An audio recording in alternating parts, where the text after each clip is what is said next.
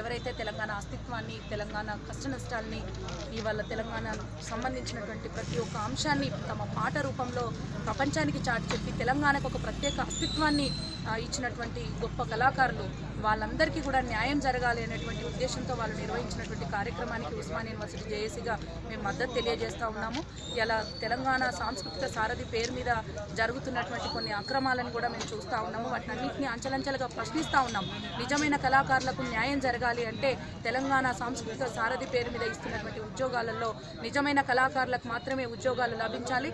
అది కూడా వాళ్ళకు చట్టబద్ధత ఉండాలి. ఒక భరోసా లేని విధంగా ఏదో నామకే వస్తే ఉద్యోగాలు ఇచ్చి వాళ్ళను మళ్ళీ ఇవాళ రేపు తెలంగాణ రాష్ట్ర ప్రభుత్వం మారినప్పుడు మళ్ళీ వాళ్ళు రోడ్డున పడేటువంటి దుస్థితి రాకుండా తెలంగాణ కోసం అహర్నిశలు కృషి చేసినటువంటి కళాకారులకు న్యాయం జరిగే విధంగా వాళ్ళకు ఉద్యోగ భద్రత కల్పించాలి. అర్హులైనటువంటి కళాకారులందరికీ కూడా ఉద్యోగాలు కల్పించాలి.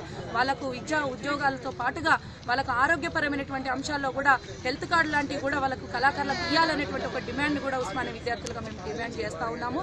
ఇలా తెలంగాణ రాష్ట్ర ప్రభుత్వం యొక్క అధినేత కేసీఆర్ ముఖ్యమంత్రి గారు ఏదైతే చెప్తా ఉన్నారో 125 అడుగుల అంబేద్కర్ విగ్రహాన్ని మేము పెడతా ఉన్నాము అని చెప్పేసి చెప్తా ఉన్నాడు. నిజంగా అంబేద్కర్ పట్ల మీకు చిత్తశుద్ధి ఉంటే మొన్న గణతంత్ర దినోత్సవం జరుగుతున్న సందర్భంలో అసలు గణతంత్ర దినోత్సవం ఎందుకు జరుపుకుంటున్నాము అనేటువంటి అంశం మీకు తెలియదా?